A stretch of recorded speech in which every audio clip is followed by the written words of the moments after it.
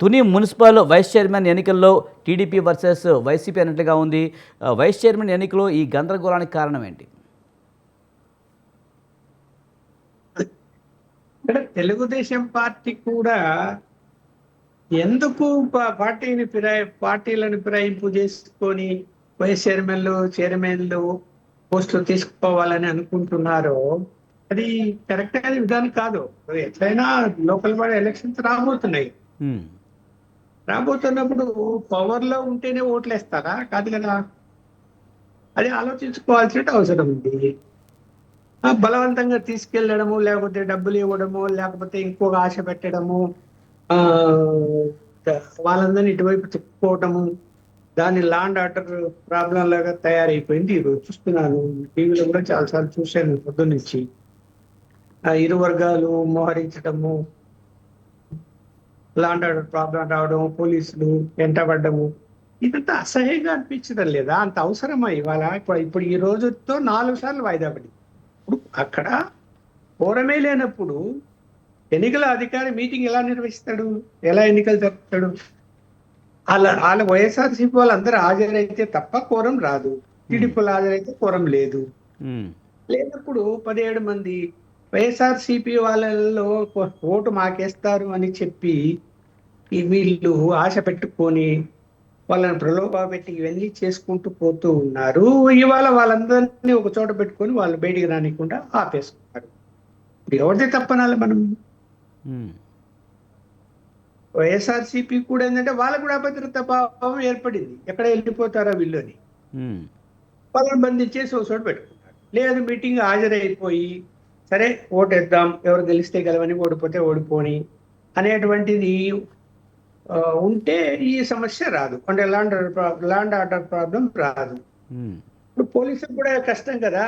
అధికార పార్టీ వైపు ఉండాలి అని కోరుకుంటారు ఎవరు? అధికార పార్టీ నాయకులు పోలీసులు అలా కాకుండా న్యాయబద్ధంగా వ్యవహరించాలి కదా. వ్యవహరించాలి అంటే ఇబ్బంది అవుతుంది.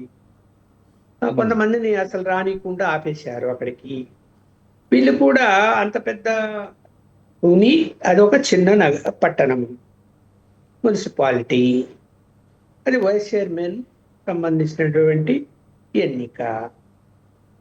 దానిని అంత ప్రెస్టేజ్గా తీసుకొని తెలుగుదేశం పార్టీ వైస్ చైర్మన్ పోస్టును కైవసం చేసుకోవాలనే ప్రయత్నాలు ఏవైతే అదే ఉన్నాయో, లక్ష్మణ్ గారు, లాభం ఏంటి? ఇప్పుడు లోకల్ బాడీ ఎలక్షన్స్ తొందరలోనే ఉంటాయని మీరే చెప్తున్నారు. మరి రాబోయే రోజుల్లో అధికారంలో టీడీపీ ఉంది కనుక రాబోయే రోజుల్లో తానే గెలిచే అవకాశాలు ఉంటాయి. అంతకుముందు మనం అనుకున్నాం స్థానిక సంస్థల ఎన్నికల్లో సాధారణంగా అధికార పార్టీకి ఎక్కువ అవకాశం ఉంటుందని మనకు తెలుసు. కానీ ఇప్పటికిప్పుడు వైస్ చైర్మన్ కానీ చైర్మన్లు కానీ మా పార్టీకి చెందిన వాళ్ళే ఉండాలనే పట్టుదల టీడీపీలోకి రావడానికి కారణం ఏంటి? ఎందుకంటే తమ మాట నెగ్గదన్న ఏమన్నా భావం ఉందా? అది ఆ స్ట్రాటజీ కరెక్ట్ కాదు. ఇక్కడ వాళ్ళు అసలు మీకు ఎందుకండి వైఎస్ఆర్సీపీ వాళ్ళతో పని? మీకు క్యాడర్ లేదా? లీడర్లు లేరా? ఇప్పుడు మీరు అన్నట్టు సహజంగానే రాష్ట్రంలో ఏ పార్టీ అధికారంలో ఉంటుందో ఆ పార్టీ వైపే ప్రజలు కూడా మొగ్గుతారు స్థానిక సంస్థల ఎన్నికల్లో. ఎందుకంటే పనులు జరగాలి, అభివృద్ధి జరగాలి అంటే గనక ప్రభుత్వం సహకరించాలి. కాబట్టి ఈ పార్టీ వాళ్ళు ఆ పార్టీ వాళ్ళు ఒకరిగా ఉంటే గనక మనకు ఇబ్బంది ఉండదు అనేటువంటి ఆలోచన చేస్తారు. అందుకనే కదా వైఎస్ఆర్సీపీ వాళ్ళు అన్ని సీట్లు గెలుచుకోగలిగినారు అప్పుడు. అదే కారణం కదా. ఇప్పుడు వీళ్ళకేం తొందర? ఇంకా ఉంటే 6 నెలలు 7 నెలలు సంవత్సరము లోపలనే ఎన్నికలు రాబోతాయి.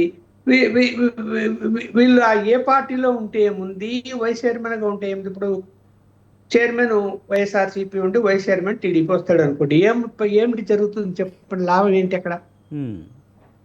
వైస్ చైర్మన్ మాట నెగ్గుతుందా? లేదు కదా. మళ్ళీ చైర్మన్ దించాలనుకుంటారు, దిస్తారు, ఎవరో వస్తారు. మరి పొద్దున ఎన్నికల లోపల ఒకవేళ మీ పరిపాలన సరిగా లేదు, ఈ 5-6 నెలలు అనిపిస్తే మళ్ళీ మీకే రివర్స్ అవుతుంది కదా అధికార పార్టీకి. ఆ వచ్చిన వాళ్ళు సక్రమంగా పనిచేయలేదు అనుకో, లేకపోతే అవినీతి చేశారనుకో, రివర్స్ అవుతుంది కదా. మరి ఎందుకు అసలు ఇంత అవసరమా అన్నది తెలుగుదేశం పార్టీ నాయకులు ఆలోచించుకోవాలి. అదే అర్థం అంత కావడం లేదు. ఒక తుని గందరగోళం చేయాల్సిన విషయంలోనే పని కాదు లేదు. లక్ష్మణ్ గారు, చాలా చోట్ల ఇప్పుడు ఇంతకుముందు గతంలో చూసాం తుని, ఇప్పుడు తిరుపతి, నెల్లూరు, ఏలూరు ఇంకా చాలా వాటిల్లో కూడా టీడీపీ వాళ్ళ చైర్మన్లు గానీ, వైస్ చైర్మన్లు గానీ నెగ్గించుకోవడానికి చాలా ప్రయత్నాలు చేస్తుంది. ఎక్కడా కూడా వాళ్ళ పదవిలో లేకపోయినా కానీ, బలం లేకపోయినా కానీ తన వాళ్ళు నిలబెడుతున్న పరిస్థితి కనిపిస్తుంది. ఏంటి స్ట్రాటజీ అనేది అర్థం కావడం లేదు. ఏపీలో ఒక రకంగా కూటమి ప్రభుత్వానికి చెడ్డ పేరు వచ్చే అవకాశం ఎక్కువ కనిపిస్తుంది కదా. అంతే కదా మరి. ఇక్కడ ఈ లా అండ్ ఆర్డర్ ప్రాబ్లం వచ్చినప్పుడు ఏమైపోతుంది అంటే గ్రూపులుగా ఏర్పడిపోయి, కాంతాలను ఏర్పడిపోయి, వ్యక్తిగత దాడులకు కూడా దిగేటువంటి అవకాశం వస్తుంది. ఉమ్, నన్ను అవన్నీ అవసరమా అని ఇప్పుడైతే ఇప్పుడు పరిపాలన లోకల్ బాడీస్ నార్మల్ గా జరుగుతూ ఉన్నది. ఎక్కడో సింగిల్ అంటే చాలా తక్కువ 1-2 మెజారిటీ లేక అంతకుముందు ఓడిపోయి ఉండి ఆ ఒకరిద్దరు ఇటువైపు వస్తే మన వైపు వస్తే మనం అధికారంలో ఉంటామని అనుకున్న చోట అది వేరే విషయం. అలా కాకుండా అసలు మెజారిటీ లేదు, ఆ, ఒక తక్కువ మంది మీకు మీకు కార్పొరేటర్లు కానీ కౌన్సిలర్లు కానీ దగ్గర పెట్టుకొని మీరు చైర్మన్ పోస్టులు వైస్ చైర్మన్ పోస్టులు కొట్టేయాలనే ఆలోచన ఎందుకు చేస్తారు నాకు అర్థం కాదు. ఏం అవసరం? అంటే దీని వెనక ఏదైనా స్ట్రాటజీ ఉండుండొచ్చు కదా లక్ష్మణ్ గారు. ఏమి అనేది అక్కడ లోకల్ లీడర్లు ఏం చేస్తున్నారంటే ఏదో నాకు పవర్ ఉంది అనిపించుకోవాలి కాబట్టి నేను డబ్బు ఖర్చు పెడతాను, నాకు సపోర్ట్ చేయండి అని చెప్పి వస్తాడు ముందుకు. రైట్. అంటే ఈ స్ట్రాటజీ ప్రకారం అయితే నేను చెప్పాను కదా, స్ట్రాటజీ ప్రకారం అయితే ఇలాంటి పనులు చేయడం వల్ల ఇంకా నెగిటివ్ వస్తుంది. రైట్.